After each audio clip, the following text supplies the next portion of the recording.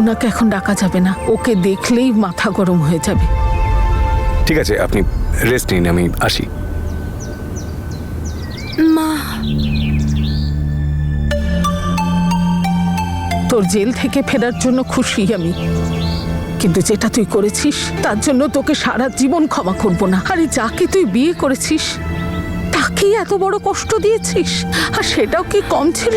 নিজের মিথ্যেতে তনুকেও সঙ্গে করেছিস, আর ওর জীবন শেষ করেছিস। এবার আমার কথা শোন আর চুপচাপ গিয়ে তোর ঘরে বস।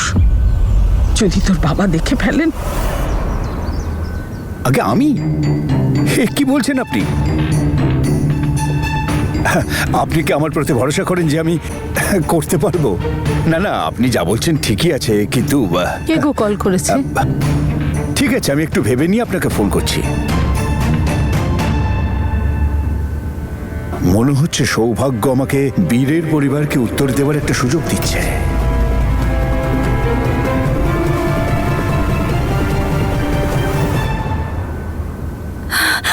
অমৃতকে একটা ফোন করি।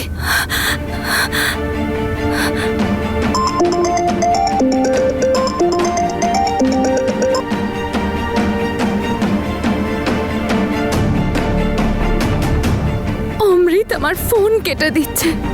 এত বড় অন্যায় করেছি আমি, কি করেও আমাকে ক্ষমা করতে পারবে? মেসেজ করি একটা। অমৃত, প্লিজ আমার সাথে একবার কথা বলো। আমি জানি তুমি আমাকে খুব ভালোবাসো, ব্যাস একটা লাস্ট চান্স দাও আমায়, আমি সব ঠিক করে দেব। তনু আমার বেল করিয়ে দিয়েছে, কিন্তু আমি এখনো তোমার অপরাধী, আর তুমি আমাকে যা শাস্তি দেবে আমি মাথা পেতে নেব। শুধু একবার, ব্যাস একবার আমার সাথে কথা বলো অমৃত, প্লিজ।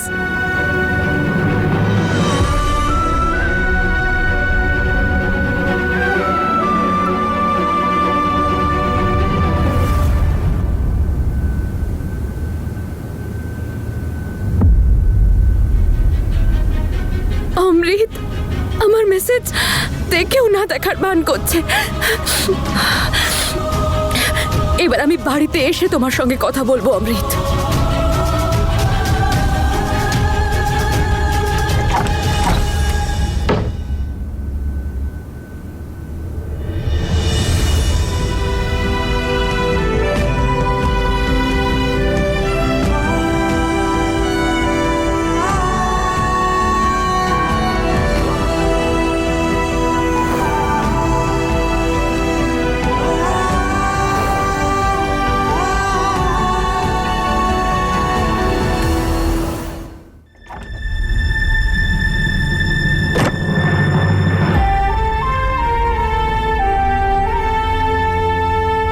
তনু, আমি তোকে কিছু বলতে চাই, আর তুই জানিস এটা আমি তোর থেকেই শিখেছি। তুই তো সব সময় বলিস, তাই না, যে ভুল যদি আমরা করে থাকি তাহলে ক্ষমা চাইতে কিসের লজ্জা? আর সেই জন্যই আমি অমৃতের কাছে ক্ষমা চাইতে যাচ্ছি। আর আমি ততক্ষণ ক্ষমা চাইবো যতক্ষণ না ও আমাকে মন থেকে ক্ষমা করছে। তনু, আমি অমৃতকে হারাতে চাই না। তুই আমাকে অল দ্য বেস্ট বলবি না? তুই ওখানে যাবি না জ্যাসমিন, চাই না ওদের ক্ষমা, না অমৃতের থেকে না বীরের থেকে। ওদের সামনে গিয়ে কান্নাকাটি করে ক্ষমা চাওয়ার কোনো দরকার নেই। ভালোবাসার বিশ্বাসের ভিক্ষা চাওয়া যায় না জ্যাসমিন। আর ওরা যদি আমাদের ভালোবাসে তাহলে নিজেরা আসবে, কিন্তু আমরা যাব না। প্রমিস কর আমাকে, তুই ওখানে যাবি না। প্রমিস কর জ্যাসমিন। তনু, তুই তুই বোঝার চেষ্টা করছিস না আমার কথাটা। তুই তুই তো দেখেছিস, বল, এখানে কেউ আমার সাথে ভালো করে কথা বলে না। বাবা তোমাকে সহ্য করতে পারে না, আমি এখানে কি করে থাকবো বল? তুই আমার কথাটা শোন তনু, আমাকে আমার বাড়ি ফিরতে দে, আমাকে অমৃতের কাছে যেতে দে। আর আমি একবার অমৃতের কাছে গেলে বীরের সাথেও কথা। আমি একবার বলেছি তুই ওখানে যাবি না, তার মানে যাবি না জ্যাসমিন। কোনো দরকার নেই ক্ষমা চাওয়ার। চাই না ওদের ক্ষমা, চাই না ওদের ভালোবাসা। বুঝেছিস তুই?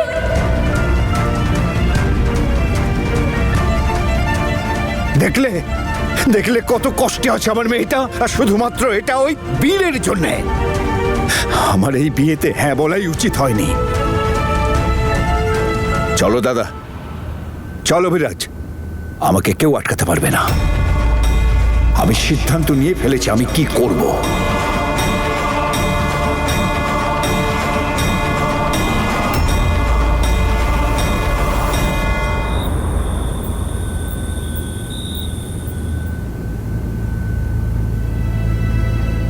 বীর আয়, খেতে বস।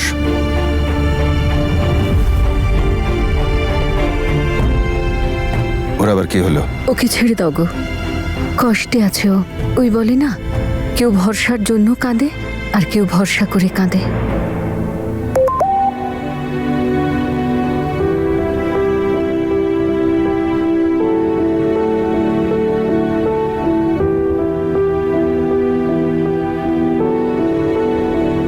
আমি এটা জানতাম না যে তুমিও বাকিদের মতো, যার নিজের জন্য একটা বড়লোক প্রেমিক দরকার। বীর, তনু, তুমি কেন করলে এমন? আমি ওইসব বলতে চাইনি তোমাকে, তোমাকে কষ্ট দিতে চাইনি আমি।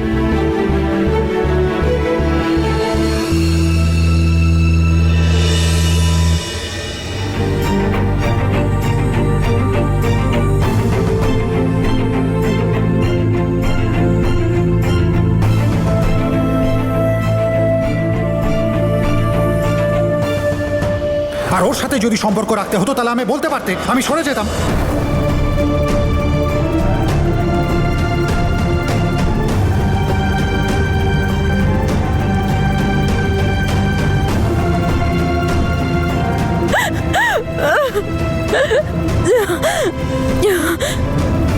কেন কাঁদছি আমি ওর জন্য?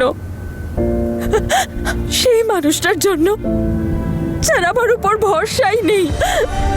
সে আবার ক্যারেক্টার নিয়ে কথা বলেছে, তখন ও ভালো করে জানে যে আমি শুধুমাত্র ওকে ভালোবাসি। নমস্কার দাদা। নমস্কার। নমস্কার। প্রণাম দাদা, ভালো থাকুন দাদা। আসুন, বসুন। আরে বসাটা সব পরে হবে, ভালো খবর এনেছি। অভিনন্দন, পার্টি আপনাকে দ্বিতীয়বার টিকিট দেওয়ার সিদ্ধান্ত নিয়েছে। মিস্টার দীপ সিং, পুরনো কথা ভুলে যান। কালকে পার্টি অফিসে এসে আপনার নমিনেশন ফর্ম ফিল আপ করুন। সে তো ঠিক আছে মিস্টার খুরানা, কিন্তু এটা সম্ভব হলো কি করে? এর সমস্ত ক্রেডিট হলো আপনার বৌমা তনু। উনি কালকে পার্টি অফিসে এসেছিলেন এবং পার্টি অফিসে আপনার সম্পর্কে ভালো রিপোর্ট হেডকে দিয়েছিলেন। খুব ভালো কাজ করেছেন, উনিই জিতবেন। উনি যা করেছেন ভালোই করেছেন, রাস্তা করেছেন, স্কুল করেছেন, হসপিটালও করেছেন, তারা খুব ভালো কাজই করেছেন। দীপ সিং জিন্দাবাদ। এবারের ভোটে উনি জিতবেন। আমি শুধু আপনাদের এটুকুই বলতে চাই যে মিস্টার দীপ সিং একজন ডেডিকেটেড, সৎ এবং নিজের দায়িত্ব পালন করার মতো মানুষ। আর ওনার চেষ্টার জন্য শুধু এইখানেই নয়, বরং আশেপাশের গ্রামের মানুষদেরও অনেক সাহায্য হয়েছে। তাই ওনার মতন একজন পলিটিশিয়ানকে ওনার সন্তানদের পার্সোনাল লাইফের জন্য পাবলিকের থেকে তো দূরে রাখতে পারি না। তাই আপনাদের কাছে আমি অনুরোধ জানাচ্ছি যে আপনারা সবাই মিস্টার দীপ সিংকে প্লিজ সাপোর্ট করুন।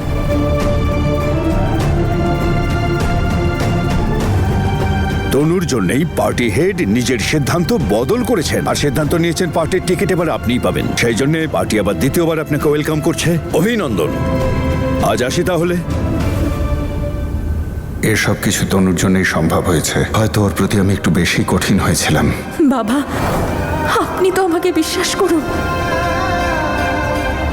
আমি এটা জানতাম না যে তুমিও বাকিদের মতো, যার নিজের জন্য একটা বড়লোক প্রেমিক দরকার। রাগের মাথায় আমি ওকে অনেক আজে বাজে বলে দিয়েছি।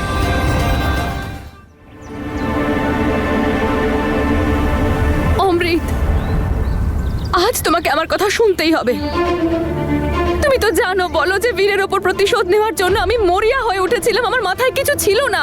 বীরও তো কত অন্যায় করেছে আমার সাথে। আমাকে মিথ্যে বিয়ে করে একা এয়ারপোর্টে ফেলে এসেছিল। এই সব কিছুর জন্যই আমি এরকম একটা ডিসিশন নিয়েছিলাম। তোমার আমাকে যা শাস্তি দেওয়ার তুমি দাও, আমি মাথা পেতে নেব, কিন্তু প্লিজ এভাবে আমাকে ছেড়ে দিয়ে চলে যেও না অমৃত। না জাসমিন, আমি তোমায় ক্ষমা করতে পারবো না। তুমি আমার জীবন নষ্ট করে দিয়েছো। ভালোবাসা? আমি তোমাকে কি করে ভালোবাসবো? কোন মানুষ এরকম একটা মেয়েকে ভালোবাসতে পারে যে নিজের হাজবেন্ডকে মিথ্যে কেসে ফাঁসিয়ে ব্ল্যাকমেল করতে পারে? মিথ্যে? আমার দিব্যি করে বলো তো যে তুমি আমাকে ঘৃণা করো।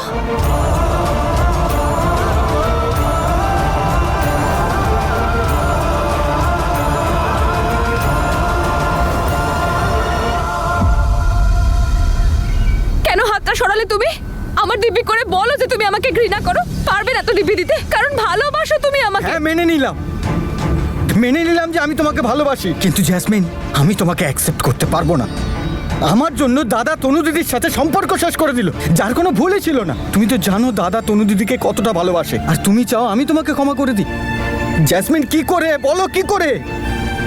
কিন্তু হ্যাঁ, যদি দাদা আর আমার পুরো ফ্যামিলি তোমাকে ক্ষমা করে দেয় তাহলে আমি ভেবে দেখতে পারি, কিন্তু আমার মনে হয় না এরকম কিছু একটা হবে। অমৃত, অমৃত প্লিজ কথাটা শোনো না আমার। কোনো ব্যাপার না, ভুল যখন আমি করেছি তখন ঠিকও আমি করব। আর জ্যাসমিন যখন একবার কোনো কিছু করার জেদ ধরে তখন সেটা করেই ছাড়ে। আই এম সরি তনু, তোর প্রমিস আমি আর রাখতে পারবো না।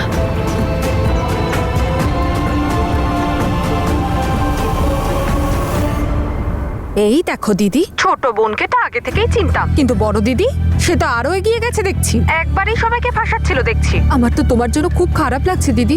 এবার কি করবে তুমি? তুই এসব কথা ছাড়, ওনার ছোট ভাইকে এখানে পাঠিয়ে দে। এই সময় ওনার ছোট ভাইয়ের পাশে থাকা খুবই দরকার। আরে তুমি তো জানোই উনি ওনার বাচ্চাদের সাথে কি করেছে। আমি তো সেই নিয়েও চিন্তায় আছি। দেখ নিমো, ওনার সম্পর্কে আমি কোনো আজে বাজে কথা শুনবো না। তুই ওনার ছোট ভাইয়ের কথা বল। এমএলএ হবে দাদা আর কষ্ট করবে তার ছোট ভাই। লোক জড়ো করবে, স্লোগান দেবে, আর দাদার নামে জয়গান হবে। না না না, এটা করতে দেওয়া যাবে না। কি বললে দিদি? ও আসবে তো? কি বলছো দিদি?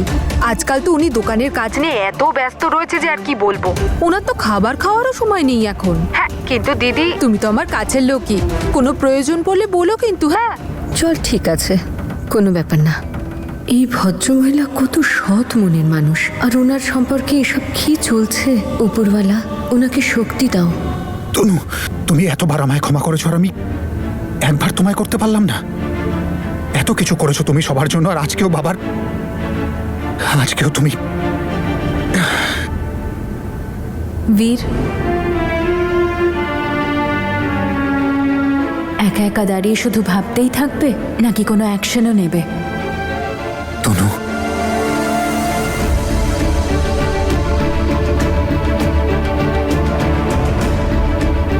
তুমি ঠিক বলছো তনু, ঠিক বলছো।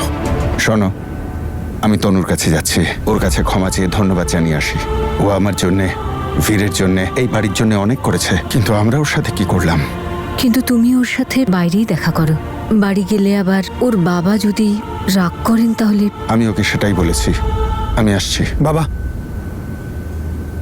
আমিও তোমার সাথে যাব। তনু তোমার জন্য যা কিছু করেছে তার জন্য আমি ওকে থ্যাংক ইউ বলতে চাই। ঠিক আছে বীর, তুইও চ।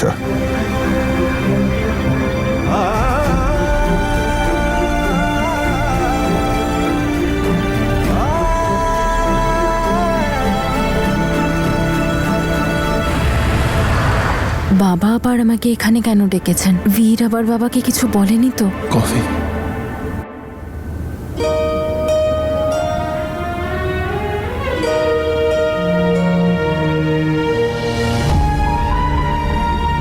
ম্যাম, আপনার কফি। Thank you.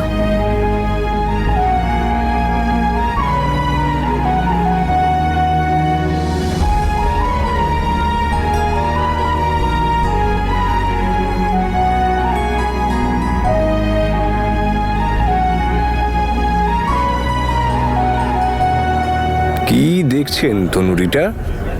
কার ভাবনায় ডুবে আছেন? আমি তো এখানে আপনার সামনে। অবাক হলেন না যে আমি এখানে কি করছি? ওয়েল, আমি একটা মিটিংয়ের জন্য এসেছিলাম, তো আপনাকে দেখলাম, ভাবলাম আমিও দেখা দিই আপনাকে, একসাথে কফিও খাওয়া যাবে। বীরের কথা ভেবে মন খারাপ করছেন?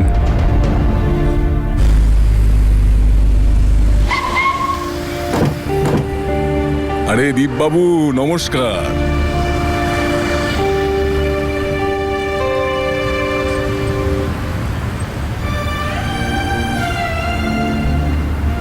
এবার তো ক্ষমা করে দিয়েছো আমাকে। পুরোপুরি কিন্তু এখনো ক্ষমা করিনি। মানে এটাই যে আমি তোমায় পুরোপুরি ক্ষমা তখনই করব যখন তুমি আমায় আইসক্রিম খাওয়াবে। ব্যাস এইটুকুই। হ্যাঁ, এই ব্যাপার। কারণ বড় ব্যাপার ছিল প্রায়শ্চিত্ত, যেটা তুমি করে ফেলেছ। তাই এখনই ছোট্ট ব্যাপার মিস্টার বুদ্ধু। এক্ষুনি নিয়ে আসছি।